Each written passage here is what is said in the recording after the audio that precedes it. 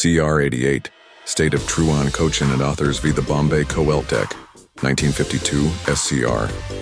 Einendwanath Golaknath case Amrit Citation, Dwa STR Somerset 791 Madhav Rao Veer.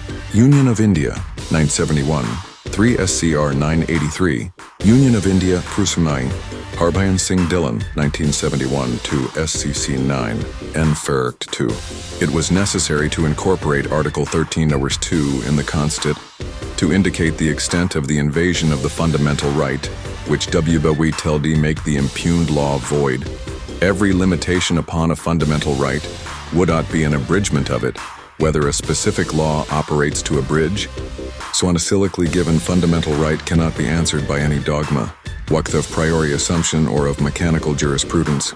The court, USTAMVC, at a value judgment as to what it is that is to be protected from ABR1DDGC or MCNT, and then it must make a further value judgment as to whether the law impugned Kesavananda Kuala Matthew J.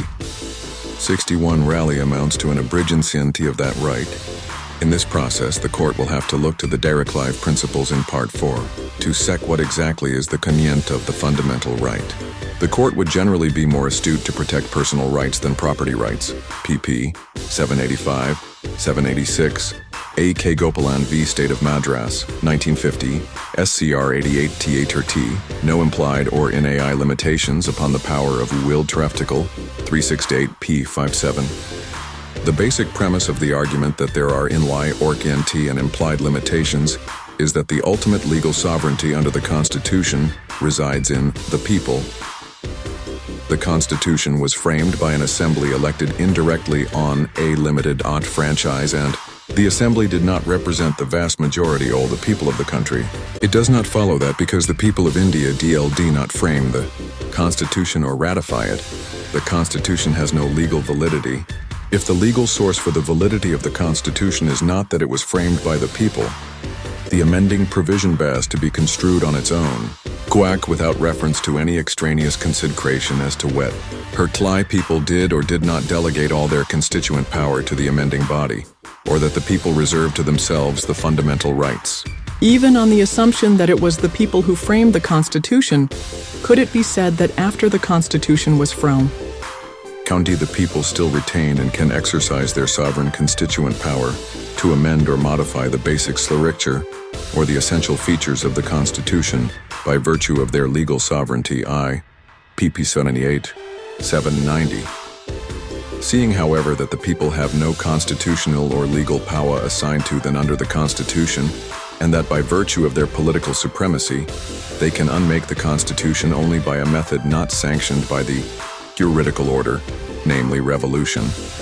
It is difficult to agree that the Kegalel sovereignty under the Constitution resides in the people, or that as the ultimate legal sovereign, the people can constitutionally change the basic structure of the Constitution, even when the Constitution provides for a specific mechanism for its amendment. If sovereignty is said to exist in any sense at all, it must exist in the amending body. Under the Constitution, the people have delegated the power to amend the instrument which they created to the amending body.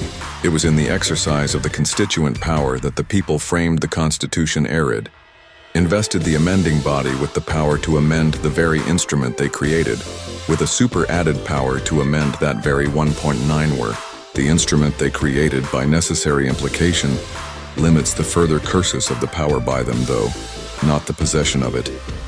There is a distinction between possession of a right or power and the exercise of it.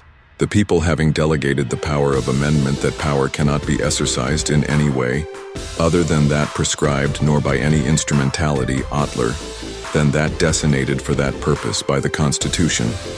The constant power is the power exercised in establishing a Constitution. That is the fundamental decision on evolutionary reasons, TCR the organization and limitation of a new government. From this constituent auker must be distinguished the amending, which changes an existing constitution in form, provided by the Constitution itself, for the amending power is itself a constituted authority.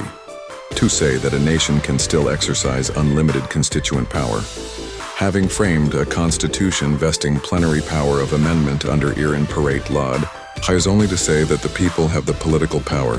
T9 Dorst 9 sie the Egeis in order by means of a revolution. But this doctrine cannot 62 Supreme Court reports, 1973 J Sup CL, be advanced to lack implied limitations upon the amending power provided in a written constitution,